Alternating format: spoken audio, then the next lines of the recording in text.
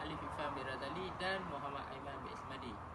Okey, kami akan menerangkan pembentangan pengajian Malaysia yang bertajuk Analisis Kepercayaan Penduduk Tanah Melayu Sebelum Kedatangan Islam.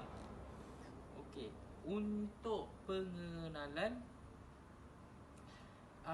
amalan agama dan kepercayaan yang diamalkan oleh masyarakat Melayu tradisional di Tanah Melayu membuktikan bahawa masyarakat Melayu ketika itu memiliki tamadun yang tinggi.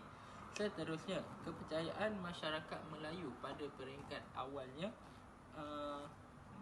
terbentuk animism. Ia kemudian berkembang meluas melalui kepercayaan agama Hindu dan juga Buddha. Bagaimanapun, kepercayaan ini mula merosot apabila Islam tersebar luas di kalangan masyarakat Melayu. Antara perubahan sebelum dan selepas kepercayaan penduduk Tanah Melayu: 1. Sistem pentadbiran. 2. Sistem pendidikan. Dan yang ketiga, kepercayaan.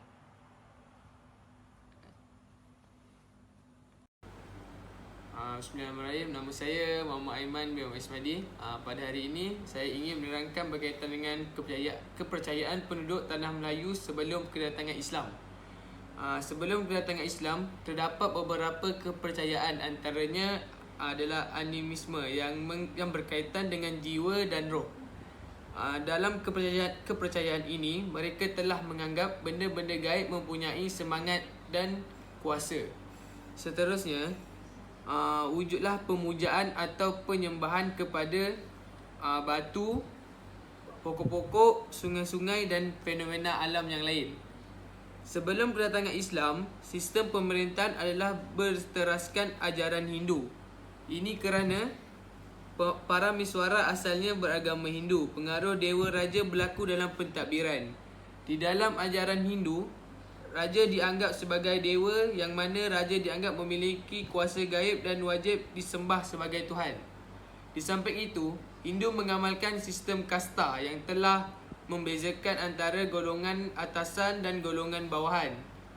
Kesan daripada sistem ini berlaku ketidakadilan dari segi cara hidup masyarakat, di mana yang kaya bertambah kaya dan yang miskin kekal dengan kemiskinan mereka. Dari segi sebelum kedatangan Islam, kerajaan Melayu Melaka telah ditadbir oleh seorang sultan yang mempunyai kuasa penuh dalam urusan pentadbiran negara.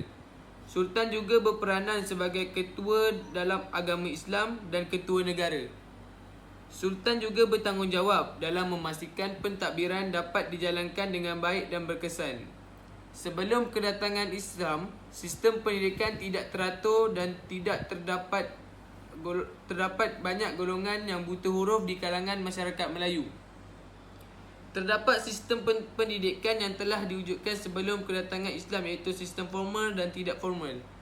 Sistem formal ialah pendidikan yang dipelajari dari guru dan kitab-kitab, manakala sistem pendidikan yang tidak formal ialah mempelajari budaya dan nilai-nilai masyarakat luar. Sekian, terima kasih. Hai, Assalamualaikum. Nama saya Alif Irfan bin Razali, 06 DEQ 19F1007. Hari ini saya ingin membincangkan tentang kepercayaan penduduk Tanah Melayu selepas kedatangan Islam. Okey, teruskan. Selepas kedatangan Islam, Islam telah mengubah masyarakat Melayu daripada mempercayai roh, semangat dan dewa-dewa kepada mempercayai Tuhan Yang Maha Esa, percaya adanya Nabi-Nabi, Rasul-Rasul, Malaikat dan kitab-kitab suci. Seperti mana yang kita tahu dahulu, orang-orang dahulu memang percayakan patung-patung, matahari, apa semua tu roh, macam animisme. Okey, mereka telah mempelajari dan mengamalkan ilmu fardu ain dan fardu kifayah, diikuti dengan amal ibadah seperti sembahyang, puasa, mengeluarkan zakat dan menunaikan rukun haji. Seperti yang kita tahu dahulu, dulu mereka tak ada macam fardu ain, fardu kifayah. Selepas kedatangan Islam barunya ada ni. Okey. Masyarakat Melayu juga merayakan hari-hari kebesaran Islam seperti mengadakan sambutan Ma'al Hijrah, sambutan Maulid Rasul dan juga Nuzul Al-Quran. Okey, gelaran raja pada tanah Melayu telah bertukar menjadi sultan dan disamakan dengan khalifah seperti yang diperkenalkan dalam sistem politik Islam. Dengan kedatangan Islam juga terdapat suatu unsur kekuasaan rakyat dalam menentukan perubahan sistem beraja. Rakyat boleh mengubah perjanjian jika syarat-syarat dilanggar oleh raja. Hal ini dapat kita saksikan bahawa rakyat juga mendapat kuasa untuk mengubah raja apabila raja tersebut melanggar syarat-syarat yang tertentu. Okey. Konsep Dewa Raja juga bertukar kepada konsep Sultan. Ia merupakan satu gelaran kepada orang yang diamanahkan untuk mentadbir sesebuah negara dan pada masa yang sama berperanan sebagai khalifah Allah Subhanahu Wa Taala di bumi. So maksudnya orang ini sangat amanah dalam menjalankan tugas negara. Okey. Kepatuhan dan ketaatan pada sultan adalah kepatuhan yang bersyarat, bukan kepatuhan mutlak seperti konsep Dewa Raja. Macam mana kita yang tahu dahulu bahawa semasa konsep Dewa Raja, mereka sangat menyembah-nyembahkan mereka punya raja. Okey. Dalam konteks sosial, Islam telah mengajar supaya tidak ada pengkastaan dalam masyarakat seperti dalam pengaruh Hindu-Buddha. Sebaliknya, masyarakat mesti diasaskan dalam keadilan yang bersendikan agama. Okey, raja dan rakyat, tua dan muda, rakyat dan miskin, semua mempunyai peranan dalam masyarakat. Macam mana kita tahu dahulu, cuma orang kaya dan pembesar sahaja yang ada peranan. Manakala orang yang miskin semua macam tu, semua tak ada peranan yang sesuai. Okey. Katakan Islam telah memberi perubahan terhadap sistem politik. Misalnya, agama Islam telah disahkan sebagai agama rasmi di Melaka. Sehubungan dengan itu, beberapa institusi Islam telah didirikan bagi membantu mengukuhkan sistem pentadbiran pada Islam. Antaranya yang didirikan ialah Jabatan Agama Islam dan Syariah. Ini bagi kalau siapa yang ingin menimba ilmu agama Islam lah. Selain itu, Kitab Undang-Undang Laut dan Hukum Kanun Melayu juga telah dihasilkan untuk dijadikan sebagai panduan masyarakat Melayu. Beberapa jawatan seperti Kadi, Imam dan sebagainya telah diwujudkan bagi melaksanakan peraturan-peraturan yang telah ditetapkan. Hal ini kita dapat merasa yakin untuk menganut agama Islam.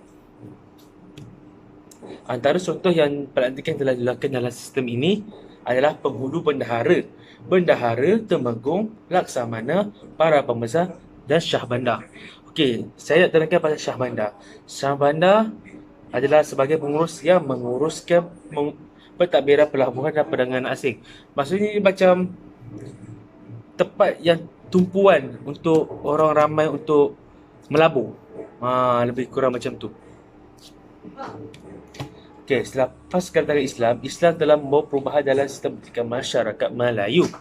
Antaranya lah golongan bawah dapat mempunyai pendidikan yang sama seperti golongan atasan. Macam mana kita tahu dahulu golongan atasan sahaja yang mendapat pendidikan yang sangat bagus berbanding yang bawah, sebab atas ada duit, bawah miskin. So macam tu lah. So sistem pendidikan yang bermula di istana mula beralih ke institusi pendidikan Islam seperti pondok dan madrasah. So ini supaya kita berlakunya keadilan untuk bagi yang miskin dan kaya untuk belajar di tempat yang sesuai lah. Okey, diorang belajar mula dengan pengajaran membaca Al-Quran dan kitab-kitab suci. Itu sahaja dari saya. Terima kasih. So, Assalamualaikum dan salam sejahtera. So, saya Muhammad Nasrin bin Nasak dengan kad metrik 06 di EQ 191037 lah. So, hari ni saya nak membuat rumusan berkaitan dengan tajuk yang kita orang buat vegetation, iaitu kepercayaan yang diamalkan oleh masyarakat Melayu tradisional sebelum kedatangan Islam. So, kawan-kawan saya telah menceritakan tentang kepercayaan sebelum kedatangan Islam di tanah Melayu macam mana dan selepas kedatangan Islam, kan. So, jadi hari ni saya ingin membuat rumusan berkaitan dengan tajuk yang diberikan dan apa rumusan yang boleh dibuat. So kalau nak tahu, Islam ni pengaruh dia sangat besar dalam dia memberikan pengaruh yang besar kepada masyarakat dan tamadun alam Melayu. So Islam ni dia punya penyebaran ni berlaku secara berperingkat di kalangan masyarakat Melayu, bermula daripada golongan istana, pembesar sehinggalah kepada rakyat Malaysia. So sebagai peringkat ni, so macam mana dia boleh berkembang, so macam mana dia boleh ada dekat tanah Melayu kan, sedangkan Islam tu mula-mulanya berada di tanah Arab. So kalau kita nak tahu, Islam ni datang melalui belayar, sebab zaman dulu ni tak ada kapal kan, so diorang ni berlayar. So dekat Melaka ni merupakan satu tempat yang strategik bagi untuk jadi pusat pelabuhan. So yang orang ramai datang berdagang. So Melaka ni merupakan tempat strategik untuk rehat. So dari situ kita boleh dapat masyarakat Arab boleh menyebarkan agama Islam dekat situ melalui cara berdakwah, ataupun orang Arab mengahwini dengan masyarakat Melayu. So bermula daripada situ perkembangannya. So dia akan merebak. Okey, seterusnya Islam ni datang bukan sahaja mengubah pegangan hidup masyarakat Melayu, tapi Islam ni membentuk cara hidup baru dalam amalan seharian masyarakat Melayu. So kalau contohlah, sebelum kedatangan Islam di tanah Melayu, masyarakat ni menyembah batu, menyembah alam seperti pokok. Okey, seperti pokok. Okey. So dah selepas Islam tu datang, dia ni menyembah, Islam ni solat lah, dia berubah. Okey, selepas tu amalan-amalan tradisional yang berunsur tahyul dan khurafat telah ditinggalkan secara beransur-ansur oleh masyarakat Melayu. Okey, ni yang saya katakan tadi, menyembah benda-benda yang tahyul lah, ataupun khurafat seperti menyembah pokok. Akhir sekali masyarakat Melayu juga telah berubah daripada masyarakat yang buta huruf kepada masyarakat yang mengamalkan tradisi keilmuan, mendapat galakan daripada golongan pemerintah dan telah menjadikan Melaka suatu ketika sebagai pusat pembelajaran ilmu. Okey, sekian. Terima kasih. Remember when I told you